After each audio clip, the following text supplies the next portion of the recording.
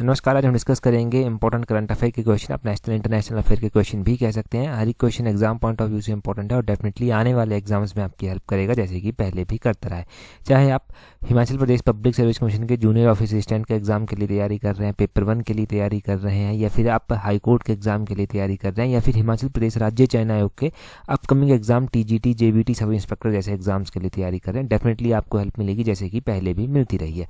Question number 1 से discussion को start करते हैं। बोलते हैं, who will be first Indian astronaut to travel to International Space Station, जिसको ISS भी बोला गया। बोलते हैं कि पहले भारतीय कौन होंगे जो इंटरनेशनल स्पेस स्टेशन की यात्रा करेंगे।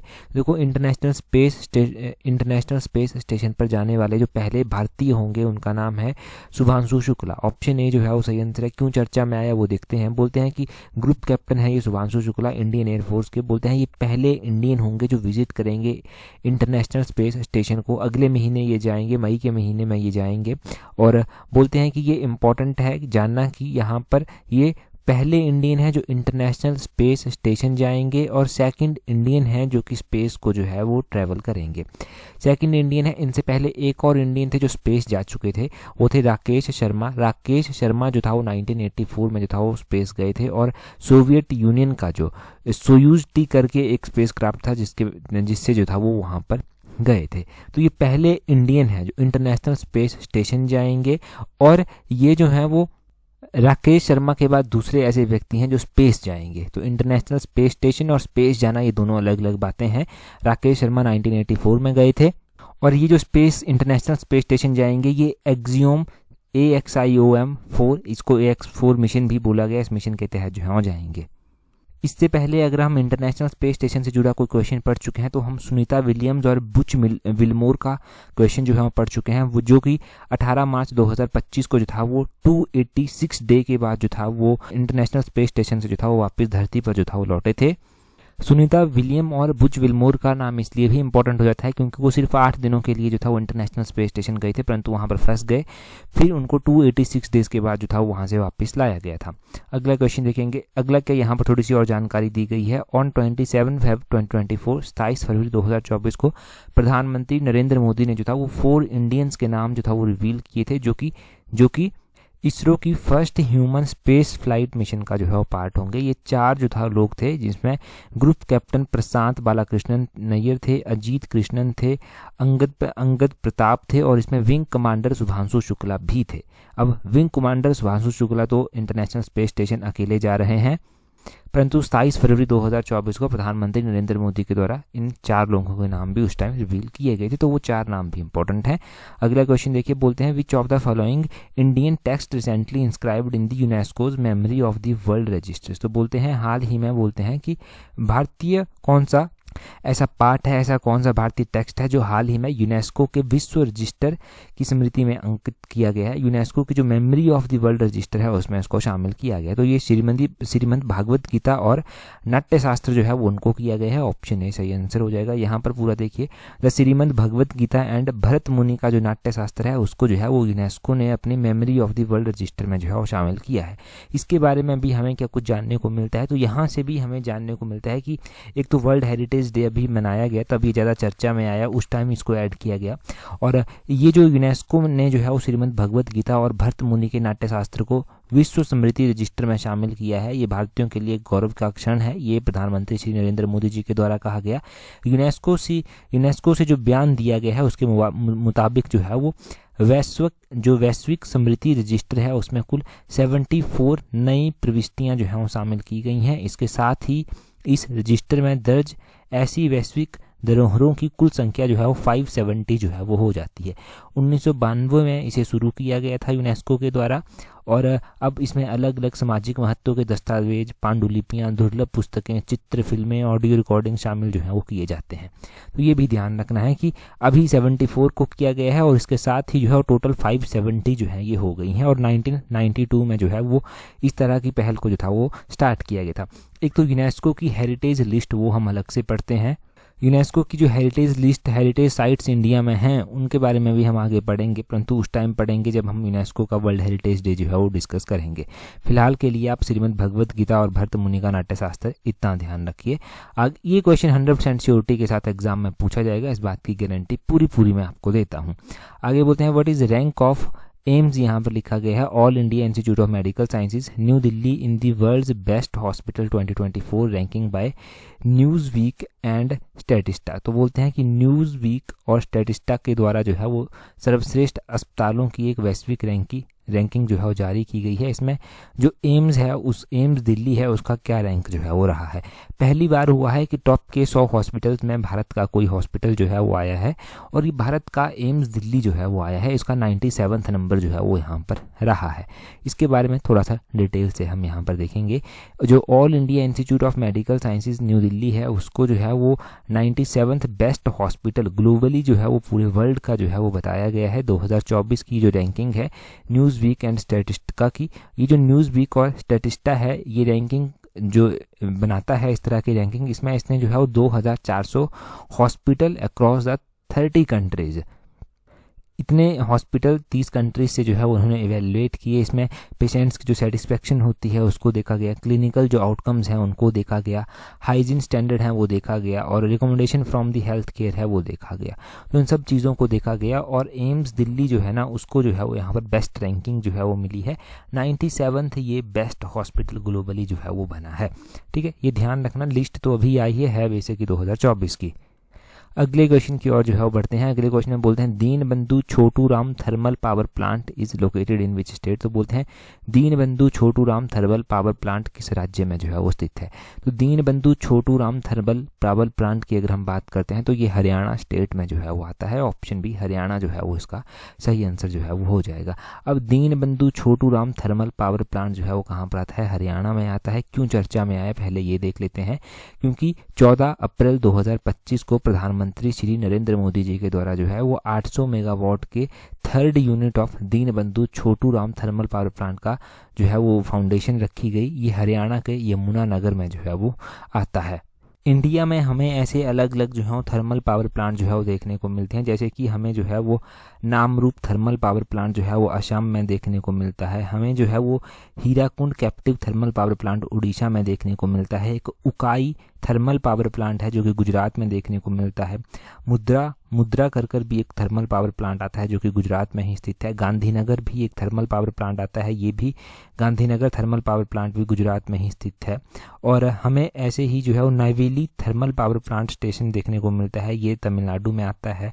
तमिलनाडु में ही हमें मैटूर थर्मल पावर प्लांट देखने को मिलता है। इन्नोर थर्मल पावर प्लांट भी तमिलनाडु में देखने को जो है वो मिलता है। Durgapur steel thermal power station आता है, ये वेस्ट बंगाल में देखने को मिलता है। और दुर्गापुर थर्मल पावर प्लांट हमें वेस्ट बंगाल में, और फराक्का थर्मल पावर प्लांट ये भी वेस्ट बंगाल में ही देखने को जो है वो मिलता है। कोटा थर्मल पावर प्लांट नाम से पता चल रहा है कहाँ पर होगा, राजस्थान में जो है वो होगा। और उसी तरह कोरबा थर्मल पावर प्लांट है, छत्तीसगढ़ में हमें देखने को मिलता है।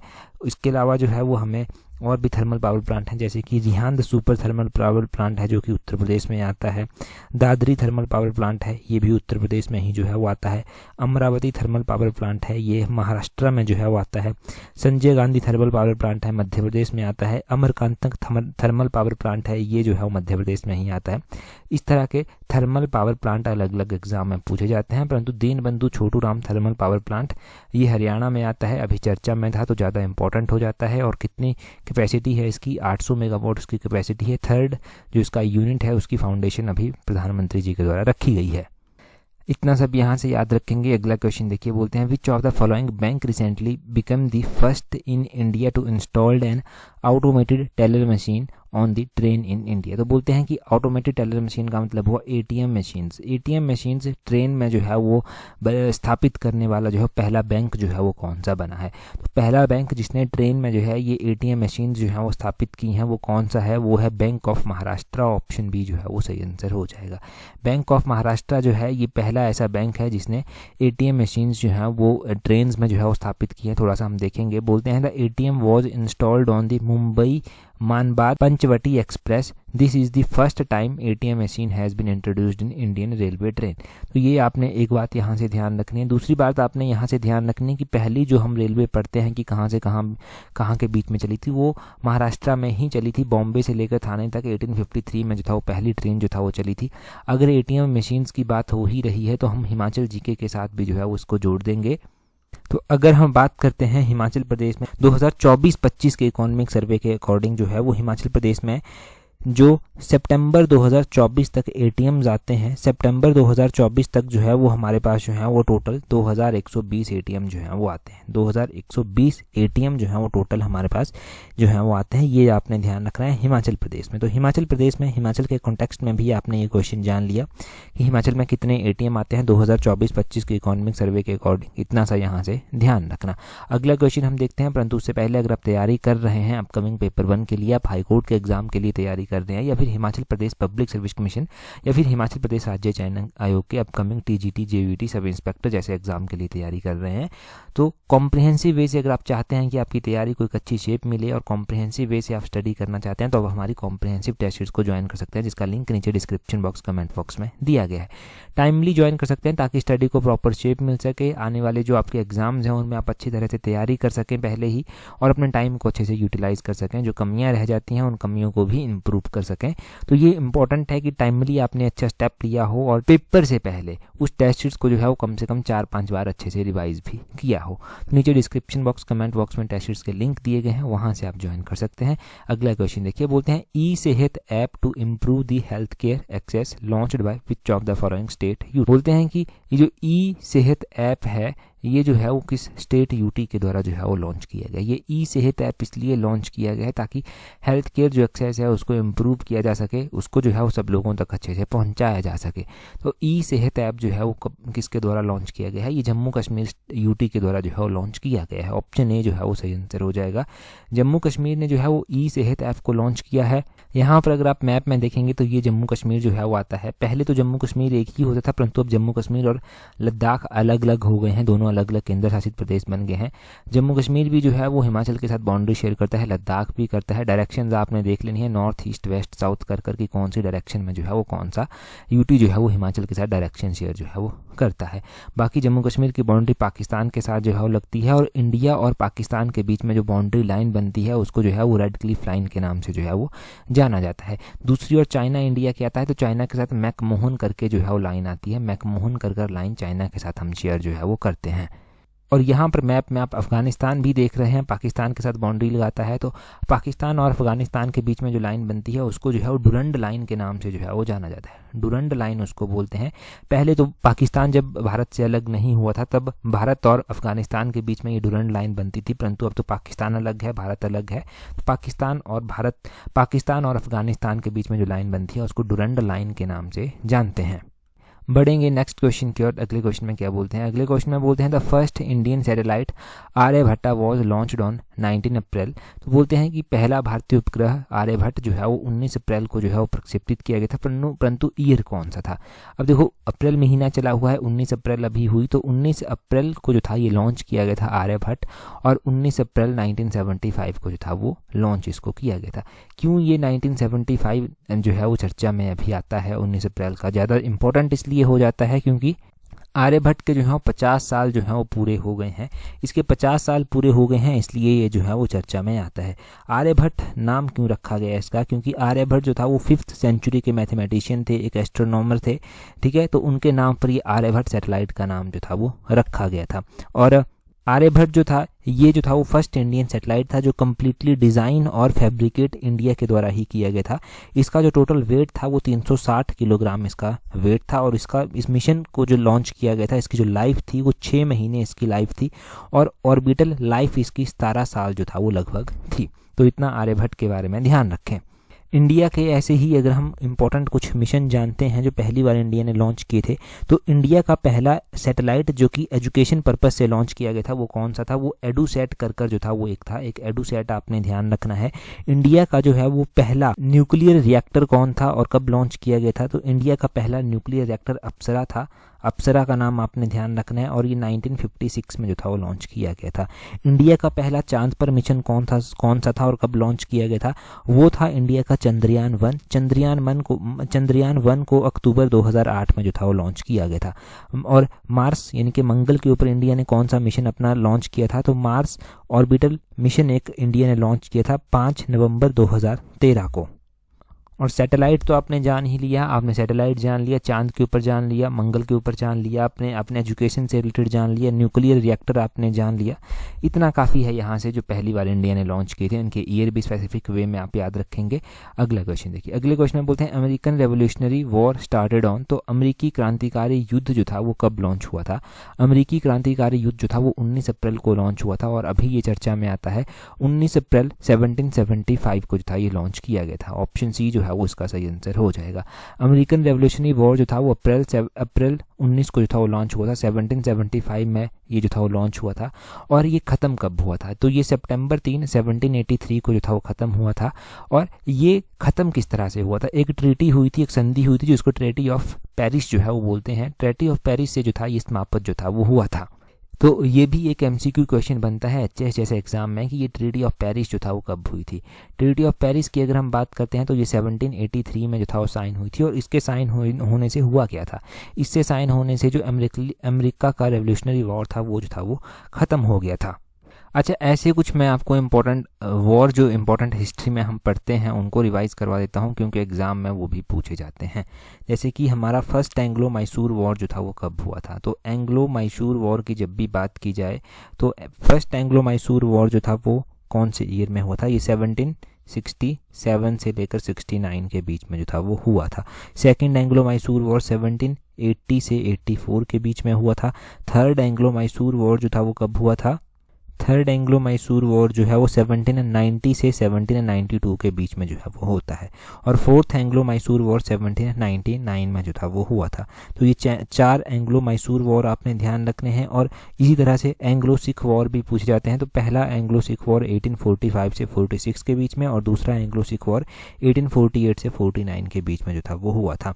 तो ये हमने दो तरह के पढ़ लिए। ऐसे तो एंग्लो मराठा वॉर भी पूछे जाते हैं। तो पहला एंग्लो मराठा वॉर 1775 से 1782 के बीच में हुआ था। सेकंड एंग्लो मराठा वॉर जो था वो 1803 से 1805 के बीच में हुआ था। और थर्ड नंबर का एंग्लो मराठा वॉर 1817 से 1819 के बीच में हुआ था। ठीक है, तो 3 ही एंग्लो मराठा वॉर हुए थे, और 4 एंग्लो मैसूर वॉर हुए थे, और 2 एंग्लो सिख वॉर हुए थे। इनके बारे में इतना ध्यान रखना। अगला क्वेश्चन देखिए, बोलते हैं Guru Tegh Bahadur Sahib is which number Sikh guru. तो अब बोलते हैं गुरु तेग बहादुर जो है वो कौन से नंबर के सिख गुरु थे। अभी इन गुरु तेग बहादुर जी जो है वो चर्चा में क्यों आए? चर्चा में आने के पीछे का मुख्य रीज़न है अभी जो है वो प्रकाश पर्व जो था वो गुरु तेग बहादुर साहिब जी का जो है मनाया गया, इसलिए ये चर्चा में आए। तो सिखों के टोटल 10 गुरु थे, और 10 गुरुओं में जो था वो 9th नंबर के गुरु थे गुरु तेग बहादुर जी। तो ऑप्शन डी जो है वो सही आंसर इसका हो जाएगा। सिख गुरुओं के बारे में बात कर लेते हैं। काफ़ी टाइम से ये चीज़ें रिवाइज भी नहीं हुई हैं, एक बार हिस्ट्री के साथ कल्चर के साथ इसको जोड़कर आप रिवाइज भी कर लेंगे। अगर हम सिख गुरुओं की बात करते हैं तो सबसे पहले सिख गुरु जो थे वो गुरु नानक देव जी थे। और सबसे लास्ट नंबर के 10वें नंबर के जो सिख गुरु थे वो कौन थे? वो गुरु गोविंद सिंह जी जो था वो थे। और उसी तरह अगर हम पहले सिख गुरु देखते हैं तो उनके द्वारा जो था वो सिख धर्म की स्थापना की गई थी। दूसरे नंबर पर सिख गुरु अंगद जी आते हैं। गुरु अंगद जी के द्वारा जो है गुरुमुखी लिपि गुरुमुखी लिपि की स्थापना की गई थी। इनको गुरुमुखी लिपि का जो है जनक भी बोलते हैं।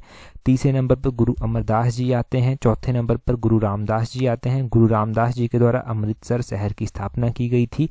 और उसके बाद 5वें नंबर पर गुरु अर्जन देव जी आते हैं। अर्जन देव जी जो है वो इसलिए इम्पोर्टेंट है क्योंकि गुरु ग्रंथ साहिब का संकलन इन्होंने किया था, और जहांगीर के द्वारा इनको मृत्युदंड भी दे दिया गया था। 1606 की ये बात रही है। गुरु हरगोबिंद जी उसके बाद आते हैं। इनके द्वारा जो है वो अकाल तख्त की स्थापना की गई थी, ये कहा जाता है। और उसके बाद जो है वो गुरु हरराय आते हैं। उसके बाद गुरु हरकिशन आते हैं। उसके बाद 9th नंबर पर गुरु तेग बहादुर जी आते हैं। और 10th नंबर पर गुरु गोविंद सिंह जी जो है वो आते हैं। गुरु गोविंद सिंह जी के बारे में ध्यान रखना है कि इन्होंने खालसा पंथ की स्थापना जो था वो की थी। और ये जो था वो सिखों के जो था वो 10वें गुरु जो था वो कहलाए। और इनके द्वारा जो था वो गुरु ग्रंथ साहब को अंतिम गुरु जो था वो घोषित किया गया था। ये भी पता होना चाहिए कि अंतिम गुरु इनके द्वारा जो था वो गुरु ग्रंथ साहब को जो था वो घोषित किया गया था। तो इतना सब हमने ध्यान रख लिया सिख गुरुओं के बारे में। अब कुछ भी यहाँ से पूछा जाता है तो कन्फ्यूजन नहीं होगा, जो है वो आप सही कर आएंगे। आगे बोलते हैं कंसीडर द फॉलोइंग स्टेटमेंट। अब 2 स्टेटमेंट्स हमारे पास दी गई हैं, आपको बताना है कि कौन सी स्टेटमेंट सही है कौन सी गलत है।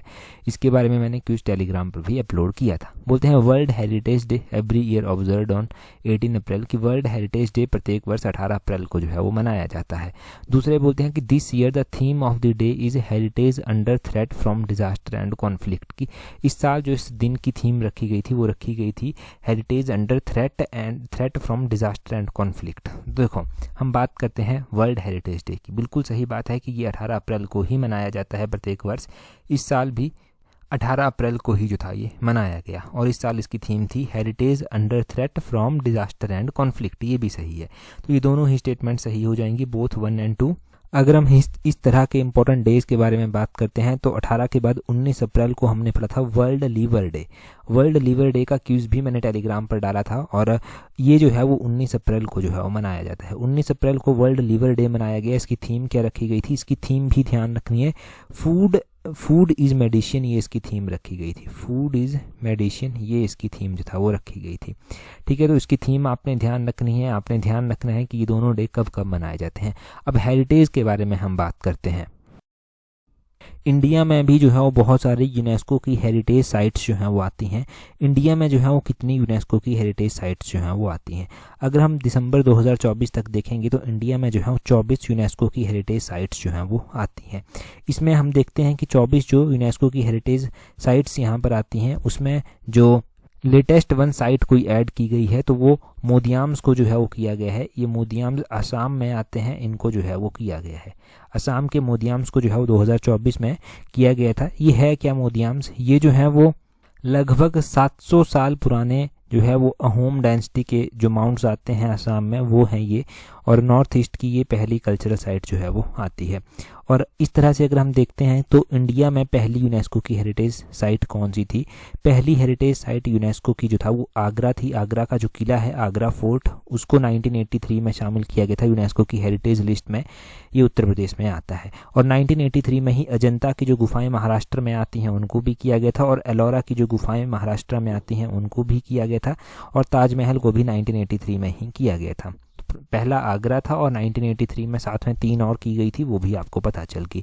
हिमाचल के कॉन्टेक्स्ट में अगर हम देखते हैं तो हमें पता चलता है कि जो ग्रेटर हिमालयन नेशनल पार्क आता है हमारा, ग्रेटर हिमालयन नेशनल पार्क जो कुल्लू वाला है उसको 2014 में यूनेस्को की हेरिटेज लिस्ट में शामिल किया गया था। हम कालका शिमला रेलवे ट्रैक भी पढ़ते हैं, तो अभी आप इसके बारे में तो आप कमेंट करके बता देंगे कि कालका शिमला रेलवे जो हेरिटेज साइट आती है उसको कब यूनेस्को ने जो था वो ऐड किया था, वो आप कमेंट करके बताइए।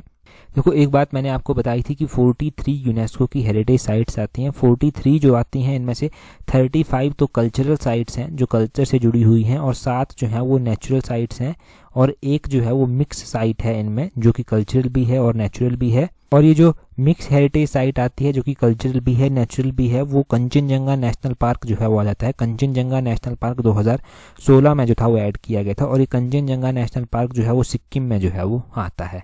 इसके बारे में भी जानकारी आपको होनी चाहिए। अगला क्वेश्चन हम देखते हैं। नेक्स्ट क्वेश्चन में हमसे क्या पूछा गया है। अगले क्वेश्चन में बोलते हैं what is Muscat for the Khelo India youth games 2025। तो बोलते हैं खेलो इंडिया यूथ गेम्स 2025 का जो शुभंकर है वो क्या है। खेलो इंडिया यूथ गेम का जो शुभंकर है वो हमने इसे पिछले एडिशन में पढ़ा था, P33 एडिशन में हमने पढ़ा था, और उसका फोटो भी मैंने आपको बताया था, उसका मतलब भी मैंने आपको बताया था। अभी आप कमेंट कर बताएंगे कि खेलो इंडिया यूथ गेम्स जो 2025 में होने जा रही हैं उसका शुभंकर क्या है और कहाँ पर होने जा रही हैं, वो भी आप जल्दी से कमेंट कर बता दीजिए। टेलीग्राम पर अगर आपने अभी तक भी ज्वाइन नहीं किया है तो अपने टेलीग्राम से @allexam31 सर्च करना, आपको हमारा टेलीग्राम चैनल मिल जाएगा। एग्जाम से रिलेटेड कोई भी इंपॉर्टेंट अपडेट होती है वो टाइमली आपको यहाँ पर दे दी जाती है। आज की इस वीडियो में इतना ही है। That's all for today. Thank you very much for watching and listening with very patience.